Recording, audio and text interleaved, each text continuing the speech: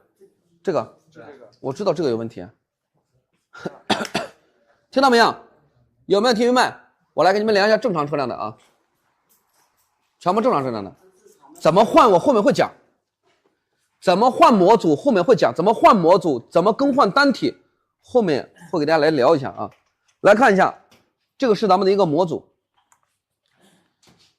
看到没有？3.53伏、3.54伏、3.55伏，记住，你后面的第3位数字相差一点问题不大，第2位数字不能相差，知道吗？看到没有？3.54、3.55、3.55。问一下，如果说是我问一下，我考一下大家，一个是3.55，一个是3.55，一个是3.54，相差了多少伏？同学们，相差多少伏？算一下，1伏等于1000毫伏，是不是？那3.54伏的话，就相当于3540毫伏，对哈不对？一个是3550毫伏，一个是3554毫伏，是不是？一个是3540伏，40毫伏，一个是3550毫伏，是不是相差了10毫伏？后面这个尾数就是毫伏，后面这个尾数就相当于几十伏的一个毫伏，几十毫伏，是不是？也就是说现在这个干嘛呢？3.54、3.55相差10毫伏，咱们都说了，30到50毫伏以内是属于正常的，是不是？3.54、3.55，看到没有？3.55，这些单体几乎都是3.55。哎，我靠，这个钩子呢？听懂了没有？有没有听懂？有没有听懂？给大家说过了，单体怎么数呢？从主副开始数，是不是从主副开始数？侧面敲一下行，从这儿敲，对，是不是？来看一下这个单体，这单体3.53问题不大，3.55问题不大，3.55、3.54，我给大家教一个方法。那这样的话，你判断单体没问题，还有没有别的方法判断？说我这样量的太慢了，我能不能量快一点？有的盖子，难道我要量单体，每一个盖子都要撬开吗？啊，想不想知道？想知道打个响，给你们教一下，想不想知道？打上一句话：模组总压判断单体，那大家想一想，我量一个来拿着，我拆一个就可以了。你这一个单体是不是正常的 3.5 3.5 3.5 3.55，那也就是说这个模组的总压是 14.21 伏电压。14.21， 那大家想一想 14.21 岂不是4个单体电压是正常的？4个单体电压正常是 14.2 伏电压，能理解吗？以模组总压来判断单体好坏，这样你们测量效率会更高。听懂了吗？然后呢，那也就是说这个正常的它是 14.2 伏，那我根本就不用拆这个盖子，我就直接量这个模组的总压就完了， 14.18 就问题不大，对不对？它们之间相差了多少毫伏？对不对？那量下一个也应该是 14.2 伏左右。这就证明以模组总压来判断单体故障有没有问题？听懂了没有？我一个一个量单体有没有毛病，量到何年何月去。这有些技术书上面写不了的，这都是维修了不知道多少年新能源混动的技术，维修了多少年，总结了很多好的方法和经验，有些是书上面写不了的。听明白这个方法了没有？量模组因为什么呢？有的模组盖子你根本就打不开，那咱们要以什么呢？以模组总压来判断单体是否有故障。把这句话要记下来，听到没有？以模组总压来判断单体，那你首先咱们要大概的先量一个，或者你也可以采用对比法，我什么盖子都不用撬，盖子是不是？我也可以，那你维修的时间长了，时间再长了，我是给你们讲课的时候，我给你们量了单体，告诉你们正常的单体电压是多少。我现在一个盖子不拆，我要知道它怎么回事，那就第二个对比法测量单体有没有故障，是不是？我不用拆，我多量几个模组就完了。这个模组 14.2， 这个模组 14.2， 这个模组 14.2， 我量了5个都是 14.2， 那你告诉我它的标准是不是就 14.2？ 它不可能5个里面的单体损坏的电压都一样吧？即使有损坏，它一旦里面有个单体电压偏低个1伏，偏低个什么呢？100毫伏，偏低个1伏，100毫伏或者200毫伏，是不是偏低200毫伏？那就是什么呢？这个是干嘛呢？这个是 14.2 伏，这个是14伏，是不是相差了 0.2 伏？相差 0.2 伏是不是200毫伏？听懂了吗？就我不用开盖子，我就直接量模组来对比，对比了模组就等于对比了单体。上升到第二个层次了。第一个层次就是我用笨的办法量单体，哪个单体有毛病，这第一个方法。第二个方法就是我量一个正常的一个单体正常的一个这个单体是正常的一个模组电压，量模组来判断哪个模组里面的单体有故障。因为你一旦电压过低，一旦电压过高，你跟我正常这个模组电压是不一样的。听懂了吗？这第二个。第三个就是我一个盖子我都不开，一上来我就量模组总压，拿模组总压来去判断哪一个模组里面的单体有故障。这3种方法，不知道你是否掌握了没有？知道没有？咱们修的电池包太多了，有的电池包你根本就量不到，用什么方法呢？量不到那就对比模组就完了，是不是吗？咱们来看一下这些模组，有人说方法准确吗？你说方法准不准确？是不是？你说方法准不准确？这是 14.2 伏，对不对？ 14.21 伏，这是 14.17， 一个是 14.21， 相差30毫伏，对不对？30毫伏是模组相差30毫伏，问题不大，对不对？这个 14.2 伏，对不对？这个量一下，是不是 14.2 伏约等于 14.2 伏？是还不是？模组是不是没毛病？模组没毛病，模组总压没毛病，证明单体没毛病，是还不是？啊，同学们是不是？我这拿笔呢？把那个笔拿过来。比如说像这个，我在这画一下，这个一个单体 3.5， 这里面一个单体 3.5， 再拿个笔这笔不行。这个也是3.5，这个也是3.5，对不对？如果这几个电压基本一致的话，我的总压是多少伏呢？是不是14.2伏？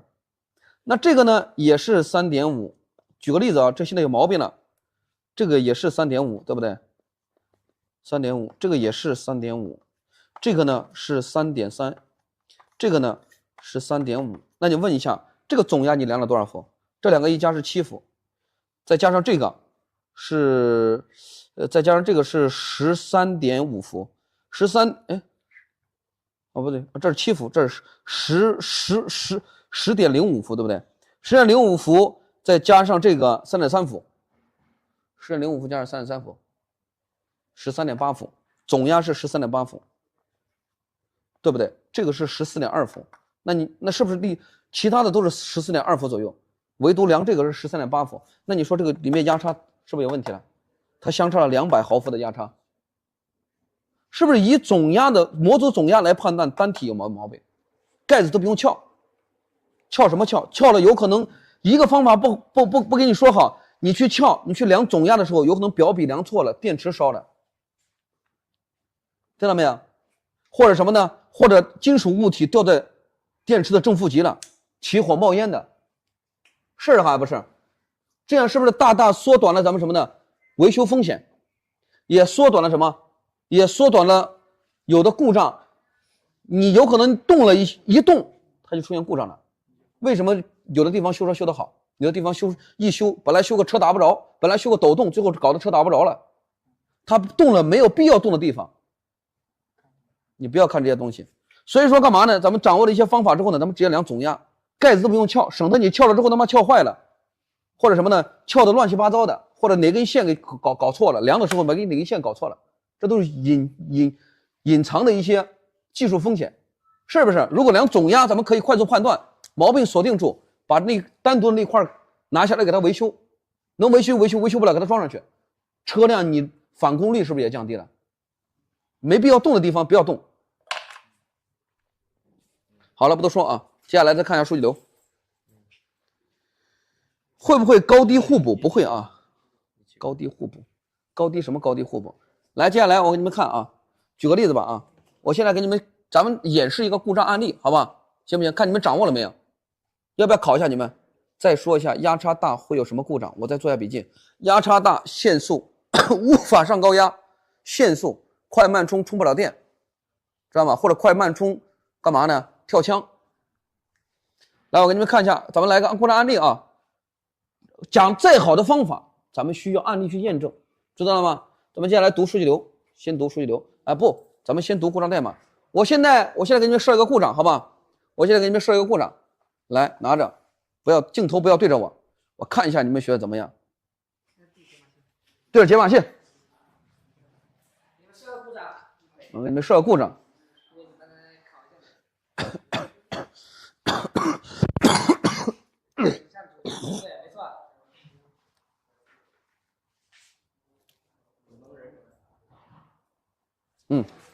可以了。来读一下故障码啊。好，读取故障码现在报了一个没有？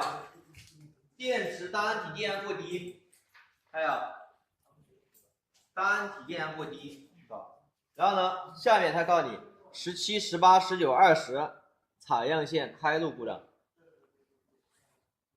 第几号模组？讲一下电池包怎么接解码器，讲解码器，这后面内部课会讲啊。低压还没讲到呢，等接下来讲到低压的时候你就会了。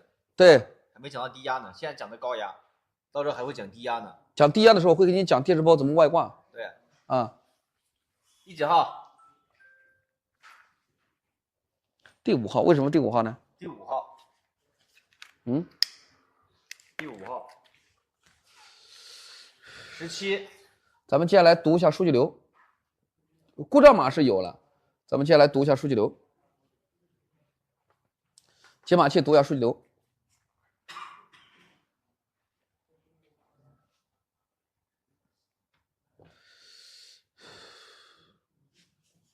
读一下数据流，来看一下整个数据流，来看一下数据流告诉你压差3.6伏，明天还要讲这个数据流呢，知道吗？来看一下咱们有些数据流，你看这你就记住，直接看哪些颜色。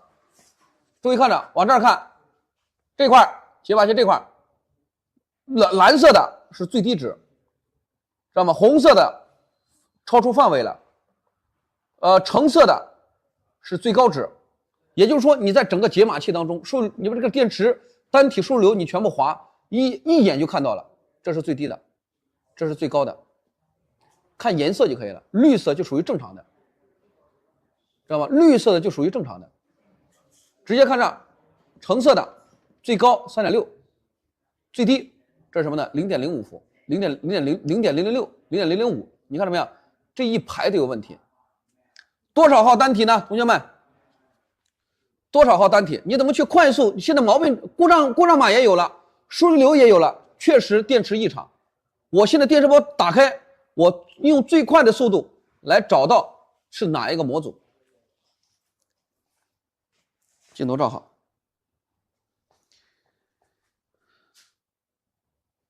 采样线拔了，你告诉我是哪一个？你不用管我采样线拔了没有，哪一个？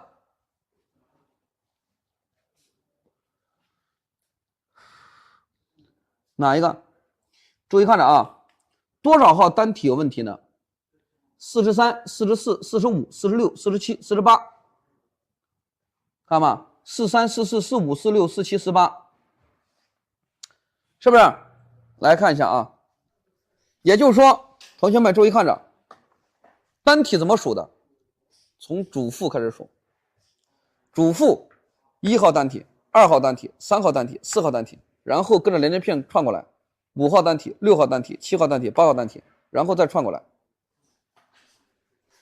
，9号、10号、11、12，然后这个连接片再过来，13、14、15、16、这个连接片再过来，顺着连接片去数模组，数模组数单体，我给你们第2节课给你们讲过了，是不是？17、18、19、20、21、22、23、24，是不是？24过来，25、26、27、28、29、30、31、32，是不是？这第几个模组了？1、2、3、4、5、6、7、8，这第8个模组，是不是？第8个模组，第几个模组？第8个模组，是不是？这第9个，这第9个模组，这第10个模组，这第11个模组，第11个模组串上来，这第12个模组，第12个模组是不是我拔掉了？你们刚才算的是不是第12个？你们刚才算的是不是第12个？一个都是从主负开始数吗？对呀，第2节课都讲过了，一个模组有4个单体，是不是？10个模组就是什么呢？10个模组那就是40个单体，是不是嘛？10个模组是不是第40个单体？是不是？第11个模组那就是41、42、43、44，第12个是不是45、46、47、48？对还是不对？是不是？对啊，它就是48嘛。这个48、47是不是都没有？看一下这个数据流，47、48是不是都没有？你看46、47、48嘛，是不是？46、47、48嘛，是还不是？对还不对？数这个属于有点懵，怎么能有懵呢？11和12上面有问题是不是？我把12叉都拔了，你看到没有？看到没有？11没有拔，那人说了11没有拔，老师为什么呢？是不是？11没有拔，为什么11是不是有点问题呢？是不是？为什么说11有点问题呢？11也没有啊，把12拔了，为什么11没有？对不对？是不是？问一下是不是？